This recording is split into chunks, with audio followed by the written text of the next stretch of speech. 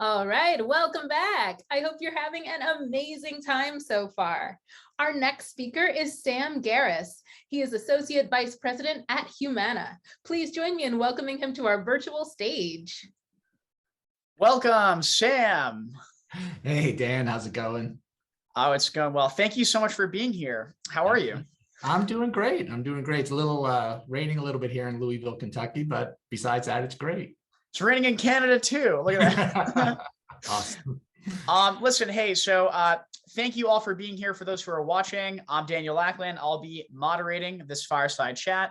Sam, I'd love to just kick it over to you for a quick self-introduction, any context you want to add for the attendees.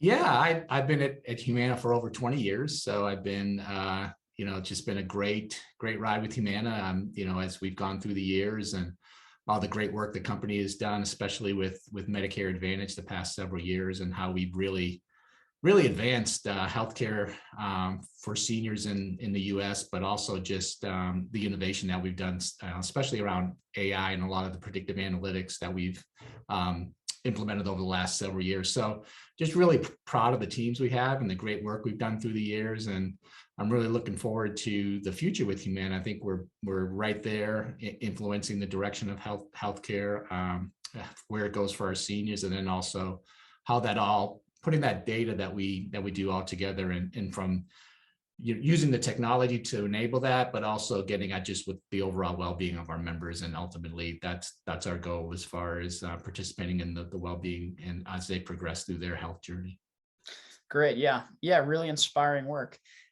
So yeah, let's just jump right into it. So question number one we have: people in healthcare are certainly talking about AI, yet the true number of models in production across healthcare companies varies widely. So Sam, the question then is, how prevalent, in your opinion, is AI in healthcare?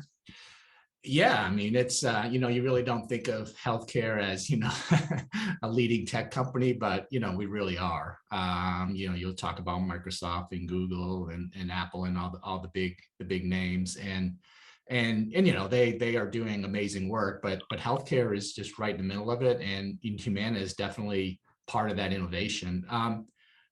I think I wanted to step back maybe a little bit back to when, back in 2020 when COVID first hit and we were all kind of going through that. And, as we were all scrambling to go work from home, and we were, a lot of us were obviously had to stay in our homes for a while or trying to figure out what to do. And, Humana also had to really pivot quickly and really take all that work that we've been doing with our predictive analytics, our AI work, and really take it from really more the concept stage into actually utilizing it to really target who our members were that were really suffering because of COVID and really needed that direct help. So quickly, within the first few weeks back in March of 2020 into April of 2020, we really adapted a lot of those algorithms, a lot of those methods that we've been developing the last few years before COVID,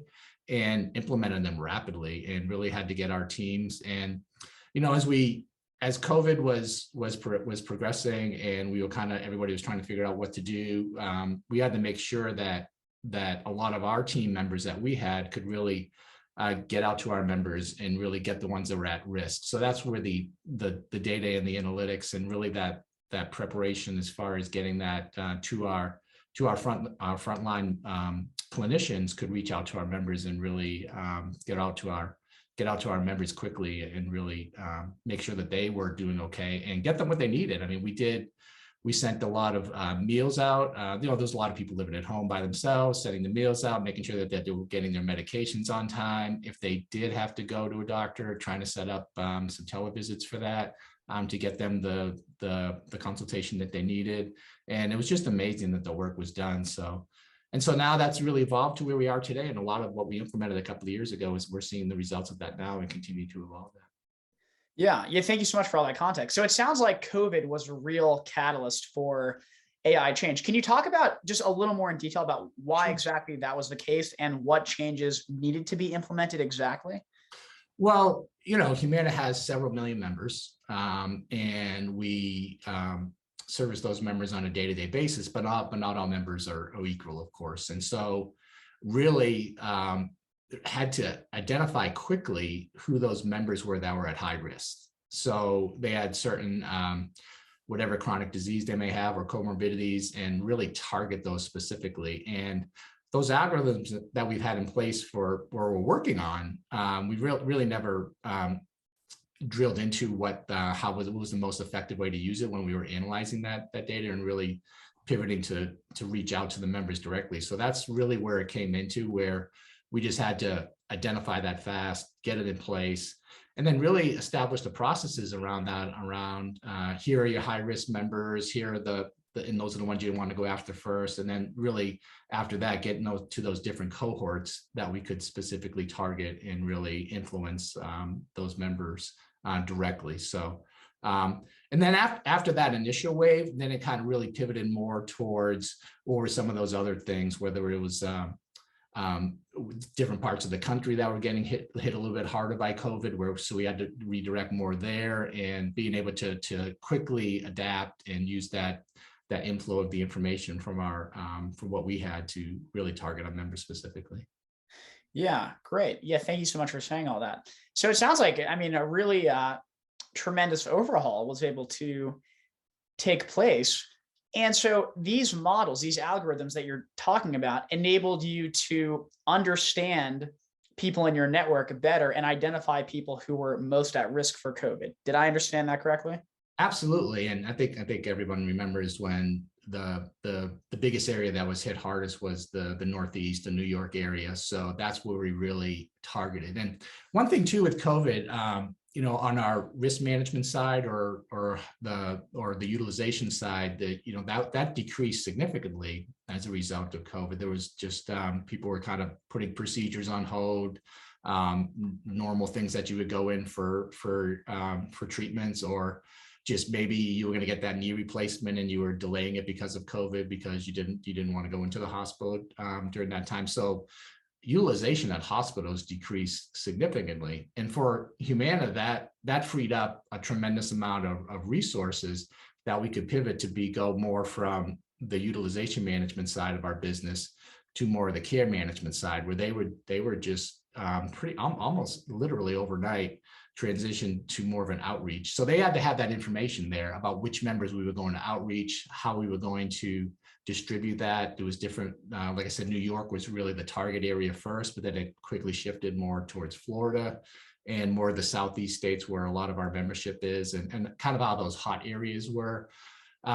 We were able to reduce a lot of the friction points around the utilization side. So if there were certain areas there was more admittance due to COVID, a lot of the normal utilization management processes were altered to make them a little bit easier, so you don't have to wait for those to come through, and you would get really get that access to care for the members as quickly as possible. So just a lot of those innovations and how we set up our operations and use the analytics and being able to predict specifically where the points where we need to go out directly to those members, whether in a particular state or a particular county, had to really implement that. And then we just had to now continue to utilize that in our day-to-day operations.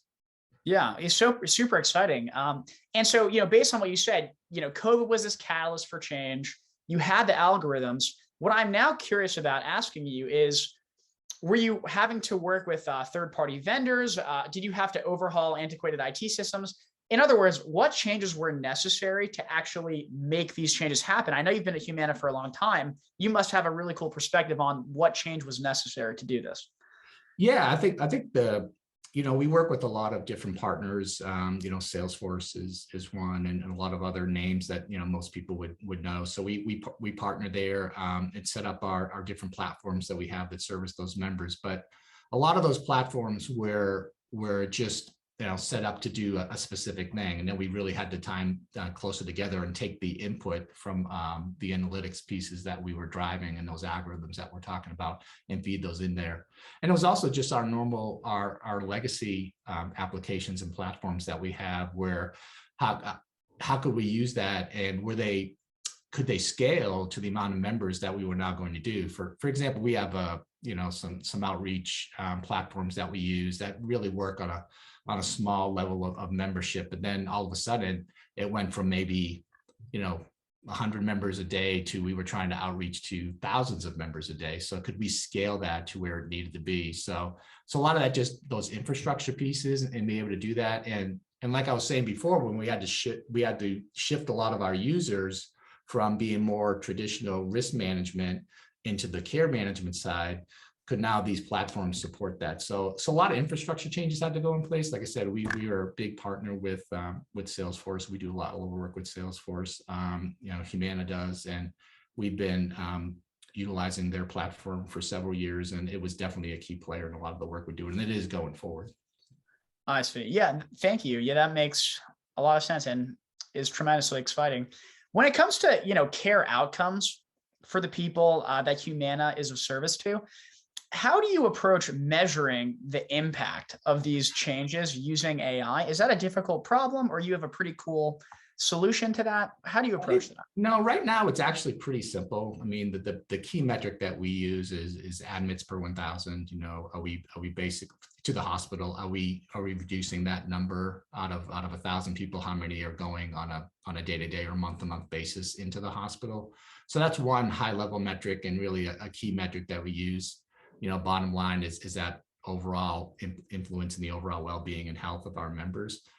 But after that, it gets a little bit more difficult, and those are some of the challenges that we're working through around. We can really target based on the AI that we have. What procedures you haven't had, really, if certain conditions that you may have, or maybe you just recently had some blood work, or you're on certain medications. What we can really predict, how potentially some of those health outcomes or those conditions might evolve over time, then may result in an outreach to you to kind of change that path. But a lot of those are behavioral type issues, or just really influencing the overall the engagement with the member, and how do we influence that? So those are difficult things to measure, and I think not just Humana, but I mean, just really more socially and culturally, and just all healthcare companies are working through that. What's the best way to enable those pieces around the behavior side and be able to influence the members' overall health? So we can do kind of a lot of the more, and obviously we're dealing with a lot of seniors that already have certain conditions or multiple chronic conditions, comorbidities. So we have, sometimes you just have to acknowledge that, and we work through that, and what's the best processes you can put in place to influence their overall health there. So it's a challenge. I think we're trying a lot of different things and how we engage with our members, and trying to see what works, what doesn't work. But I think over time we'll be able to continue to use the feedback loop of all that information that we're gathering, and use that to feed into the AI that we would do to kind of determine what those best processes will be, and to get to the best outcomes. Excellent. Yeah. Well, last question. I mean, it flew by the session. So where do you see AI technology going down the road, now that we've covered kind of what has been the case with Humana? Yeah, I think, it's definitely going to continue down the path of, we're going to have more and more information. We're going to have the interoperability between not other healthcare providers, and being able to tie all that information together. We are dealing with health information, and you have a lot of the privacy aspects of it, but how do you kind of eliminate some of those barriers, not from a member perspective, but just making sure that we can have access to that, and be able to, when we have a new member at Humana or other healthcare providers, be able to use that information to influence kind of the path of their care goes. So, I mean, we all know the stories of every time you go into your doctor, you got to fill out these forms, and you got to go through that whole process, and it's very, very repetitive process. And even today in 2022, we're still going through a lot of those manual processes and filling out, so that whole interoperability piece and being able to have that go across, it continues to get better and better every year.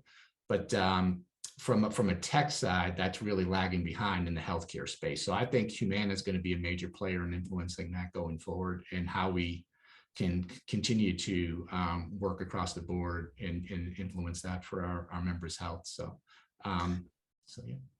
Great. Well, Sam, thank you so much for being here. It was a pleasure talking to you. Patrika, I will hand it back over to you.